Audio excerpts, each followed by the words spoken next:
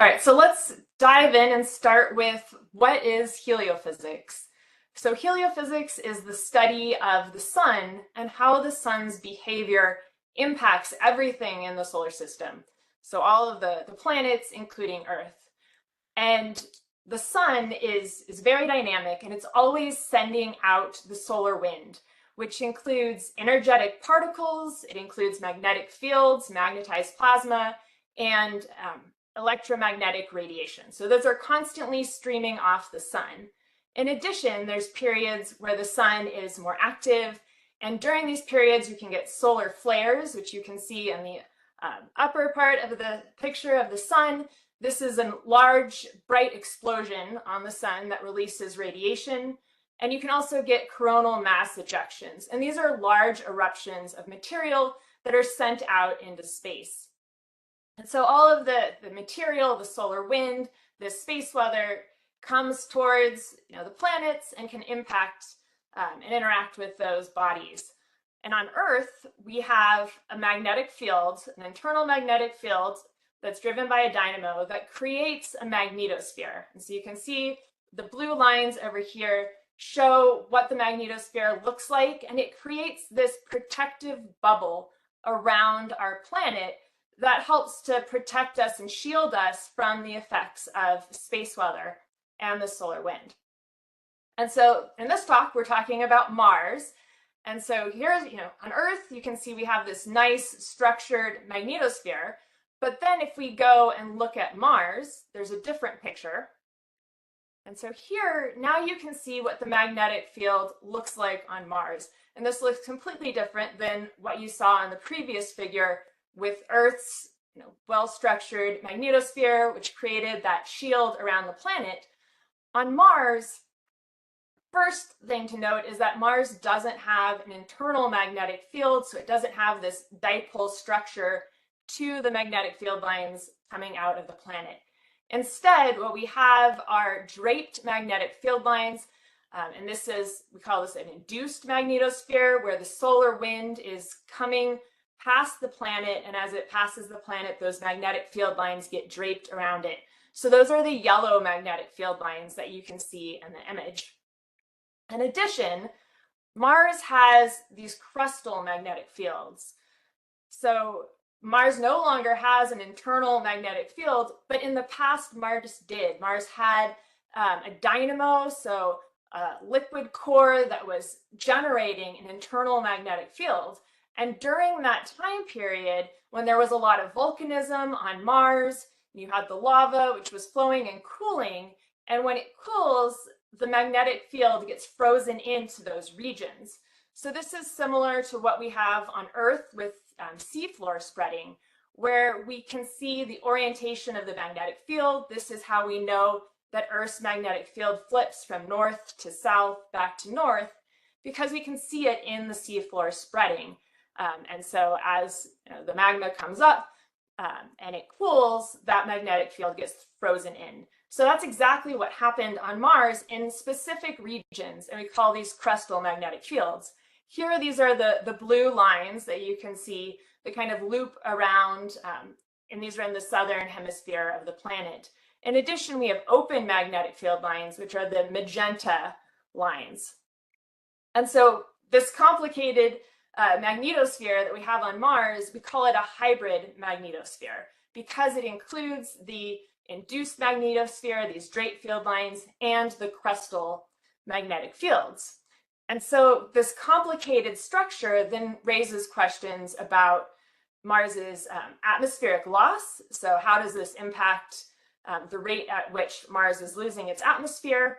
And also, how does the planet respond to solar storms and space weather? And so to untangle these questions, we can use ESCAPADE. And so the ESCAPADE mission, the genesis of this came out of the desire to understand Mars and Mars, the hybrid magnetic field of Mars and the magnetosphere, and how this impacts the atmospheric loss and space weather. So ESCAPADE was first proposed in 2019 by a team at UC Berkeley, And this is the first multi-spacecraft orbital science mission to Mars. So ESCAPADE will have 2 spacecraft. They're identical orbiters. They're known as blue and gold. These are the colors of UC Berkeley, where the science team is located. And they're going to take simultaneous observations from different locations around the planet. So they're going to start initially in a string of pearls configuration, where one is in front of the other, so we can see how things change temporally as they go through the same regions. And then later they will be in opposite locations, so we can see what's happening on sort of that solar wind side, how that's impacting things that are happening in the tail of the backside of Mars. And so using the observations from ESCAPADE, there are 3 science questions that the mission is going to address. And so the first of these is we want to understand the structure of this hybrid magnetosphere. And again, the magnetosphere is the shield that protects the planet from the effects of space weather. So we want to understand with this complicated magnetosphere, how does that change with time? What does that look like?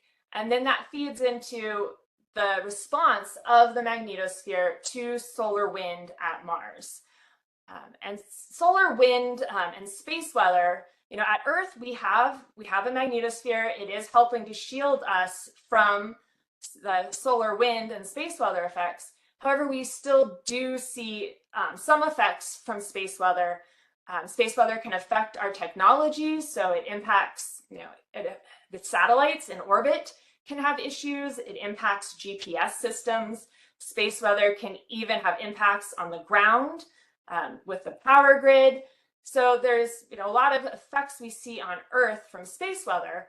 And so before sending humans to Mars, we really need to understand the system and the response of the Martian system to space weather impacts and how this changes with time. And then the third science goal is to understand the processes that drive the planet's atmospheric escape. So as the solar wind flows past Mars and past a planet, it can strip away its atmosphere. Again, on Earth, we have a big magnetosphere, which helps to protect us. But on Mars, as the solar wind's going by, it can help strip away that atmosphere. And we know that Mars used to have a much thicker atmosphere, more similar to the thickness of Earth's atmosphere. However, now the atmosphere of Mars is only 1% of what it was. So it's 1% of Earth's atmosphere. So these are some of the questions that the ESCAPADE mission wants to look into and investigate. So now let's take a minute to look at some past missions to Mars. And so here, these are planetary science missions that have gone to Mars. And these include orbiters, they include landers and rovers. And in this image, this goes back to 2001, starting with Mars Odyssey, which was an orbiter. And then there's the Mars Express in 2003. At the same time, we have Spirit and Opportunity, the first rovers on the surface of Mars. In 2013, we have Maven, who went to Mars and started looking at some of the questions about the atmosphere. Maven is still operating today, so more than 10 years later. We have some other rovers. We had Curiosity in 2011 and Perseverance in 2020. So there's been a bunch of missions that have gone to Mars, but like I said, these are all planetary. And so now for the first time, heliophysics will be adding a spacecraft to the fleet, and we're adding these 2 ESCAPADE spacecraft. So again, this is the first time we're having a multi-spacecraft mission at Mars. And ESCAPADE is going to help understand some other critical aspects of the Martian system. And so if you look at the bottom of this plot, you'll see that all of these missions are helping us prepare for human exploration at Mars. And so ESCAPADE will help to answer some additional questions that we want to know as we prepare for human explorers on the red planet. And these questions are related to space weather and atmospheric loss. So first, when we send humans to Mars, we need to consider the impact of energetic particles, which can make it to the surface. And so on Earth, we have energetic particles that do make it to the Earth. They can make it to aviation altitudes, and we can see increases in radiation at the poles during geomagnetic storms. These are also what cause the aurora. So the energetic particles, come into the atmosphere on Mars. They can penetrate lower and make it to the surface. And so we want to have an understanding of how these energetic particles are going to impact Mars, especially in these regions where you have crustal magnetic fields. So we have these localized crustal magnetic fields, and these could potentially offer protection against the harmful radiation coming in through the atmosphere to the planet. And when we study the crustal magnetic fields, this could help us identify possible location for future Mars habitats. And so since Mars has these crustal magnetic fields and energetic particles coming through the atmosphere, one really interesting fun fact is that Mars also has aurora. And so the aurora on Mars they're similar to the aurora that we have on Earth. So you can see here in the top, you see the red and the green aurora. These are caused by oxygen in Earth's atmosphere. And then at Earth, we also see blue and purple aurora. These are caused by nitrogen. And so at Mars, one of the things we learned with MAVEN is that there are aurora on Mars. You have some of the same features. You have the crustal magnetic fields, you have energetic particles, which are interacting with the atmosphere. And so we see green aurora on Mars, red aurora, and there's some of these same features. So we have the discrete aurora, which is what you see here, where you can see the visible lines. And there's also diffuse aurora at Mars. So that's a fun fact.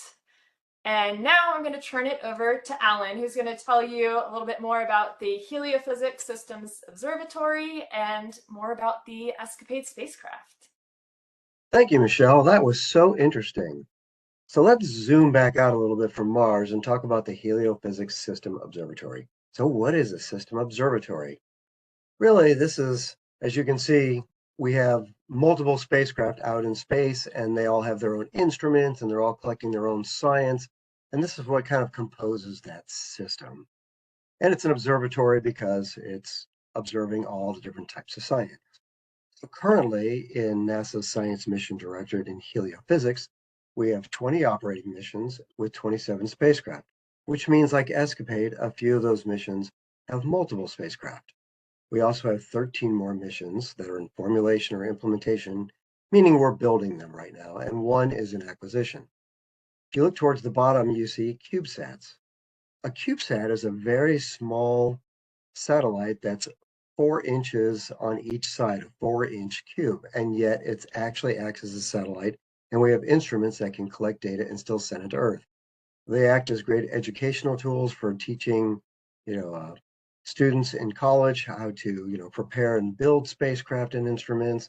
It also is a very cost-effective way to use taxpayer dollars to go out and collect the science.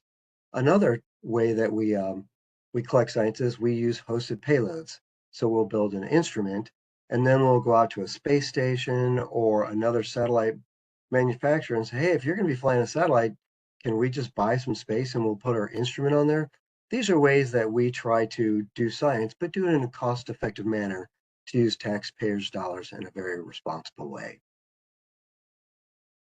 When you look at all these different spacecraft, you can see some are orbiting the sun, some are orbiting Earth, and then others are out at libration points. A libration point is a point in space where two bodies, their gravity tends to offset each other. So when you put a spacecraft in one of these libration points, it takes very little fuel for station keeping to keep it in place. So that's why we tend to also like to put these spacecraft out in these libration points for science. And then, of course, there's ESCAPADE, which is basically the first heliophysics science mission that's at Mars. Now let's zoom back in and let's look at our actual spacecraft for ESCAPADE. So when I think of the ESCAPADE spacecraft, I think of an Oreo. You ask why? Because it has a top deck, it has a bottom deck, and it's got the cream filling in the middle. No, seriously. You have a top deck on the spacecraft, and this is where we put all the instruments. You have electrostatic analyzers for measuring the ions and electrons. You have Langmuir solar probes. You have the data processing units. You also have like nitrogen pressurization bottles. This big disc right here is a high gain antenna, and this is for sending the highest speed science data and spacecraft health data back down to Earth. We also have smaller antennas, a medium or a low gain. If for some reason we would lose lock with the spacecraft, these are wider beam antennas and makes it easier for us to uh, reconnect with the spacecraft.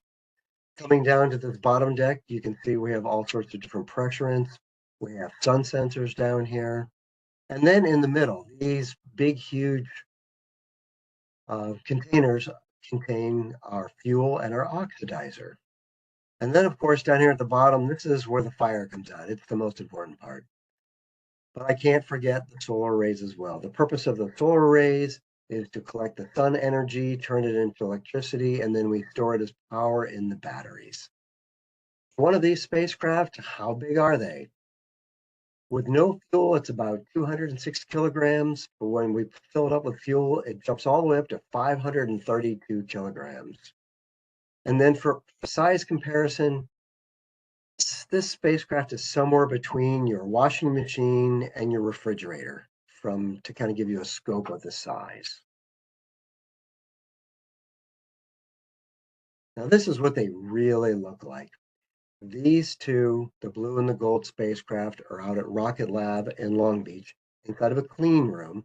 We have to be very careful from a contamination perspective. We don't want to bring contaminants to Mars, so we keep them very clean. So again, here's your high gain antenna, this big wide, and the other smaller antennas. Notice the fuel tanks and the oxidizer tanks have this shiny silver on it. Inside of those, you want to try to keep these liquids as cool as possible. And with the solar wind and solar energy, putting pressure on these, it can create heat, but these types of shiny materials reflect it off to help keep those fuels and oxidizers cool. Notice these fixtures that these two spacecraft are sitting on. At the very bottom, there's kind of a ring. And I'll show you, this is actually how these end up getting attached when we're going to actually put them into a launch vehicle.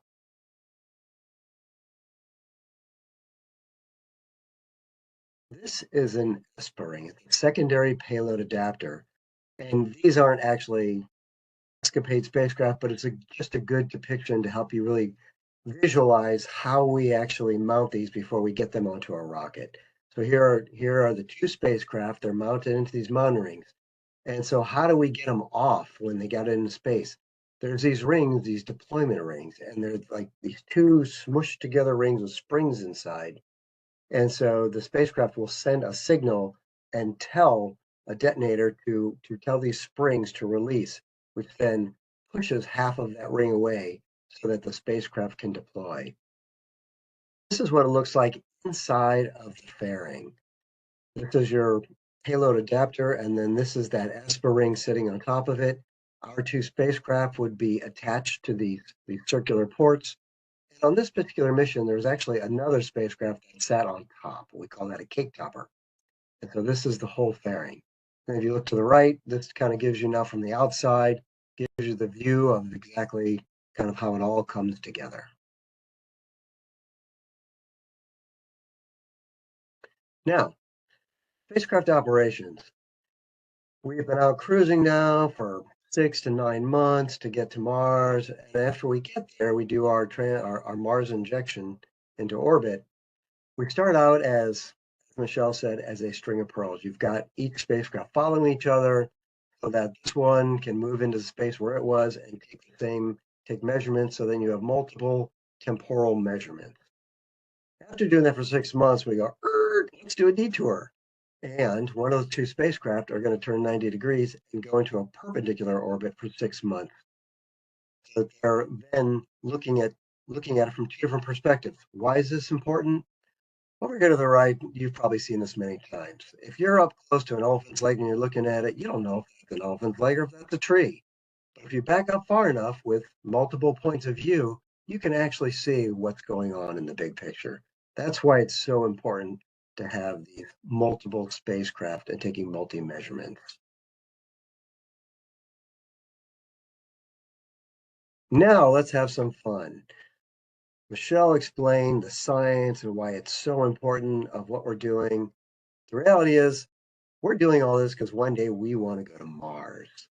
And so I went out and just kind of found some speculative and some conceptual drawings of what it might be like one day when we go to Mars.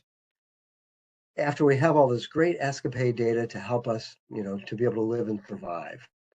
You may have heard of a spaceship, SpaceX's newest rocket called Starship. A space designer from Sweden just did a conceptual design and said, okay, what would it look like inside of a Starship if it was actually bringing humans to Mars? Say there's 100 humans are going to fly on this spaceship. Well, you've got to have a place for them to sleep. You've got to have exercise equipment because it's a very long time out in microgravity, and you've got to keep your muscles and your bone density up. And I'm sure they have some sort of a kitchen and entertainment facilities. But eventually, the Starship is going to come over and it's going to land. Taking a step back, in the news, you've probably seen Elon Musk has talked about going to Mars. That's like his whole dream. Coming up in 2026 is one of the closest approaches for Mars. Both Earth and Mars are in elliptical orbits. So we always try to launch when those ellipses, when they're coming together at the closest. So it shortens the amount of time that it takes to travel between the two bodies. At closest approach, it's typically around 35 million miles, and the furthest approach is somewhere around 250 million miles. So it's a big difference. So coming up in November of 2026, these happen about every 2 years or so, is the next near direct inject opportunities. In the news, they've talked about that Elon wants to send multiple starships to Mars ahead of time to do some pre-positioning of logistics. Not only does he want to put materials on the surface, but he also is interested in sending his Optimus humanoid robots to the surface with it. You ask, well, why does a robot really need to be in a humanoid form? Well, some do, some don't. But if you're trying to set things up that one day a human has to use, it makes the most sense to have a robot in a configuration that has, fingers and will set up things that are basically that can be used in the same way that we humans would use them. In situ resource utilization on Mars is critical. Because it takes so long to get from Earth to Mars, we can't bring everything with us. We've got to learn how to use the resources on Mars. There are resources like water, carbon dioxide, and then the regolith, which is kind of like the dirt. And from these, we can produce oxygen, water, and methane. Methane is the fuel that the rocket needs to get off the planet. So by sending out different types of robots, different types of machinery and science, using the Optimus robots, it can pre-position and create a lot of these resources that we'll need before humans even get there. So while this may go in 26 or in 28, humans then can follow, 2 to 4 years later once there's some infrastructure in place. Notice how these rockets are further away.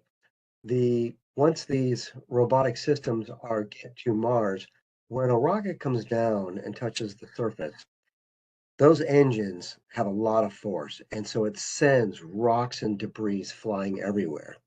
Hopefully, these robotic systems can actually build from the resources on the surface, build these flat pads so that there'll be less foreign object debris flying around every time a rocket lands. And notice they're farther away from the central region. Also, you can see they've started setting up tanks. This is for collecting the methane, the oxygen, the the water. So a lot of these systems have to be set up ahead of time. Another thing that Elon is, he has another company called the Boring Company. The Boring Company is actually a company that's for building machines for digging underground. In some situations, because there is no radiation protection, there's no atmosphere, you get really intense storms on the surface. These boring machines can actually dig underneath and create safe spaces for our astronauts and for our people. So if there really is a bad storm, they have a place to go. And this could be what we see in kind of initial phases. Eventually, this is the dream. One day we'll have these beautiful domes, temperature controlled, oxygen inside, protecting us from radiation.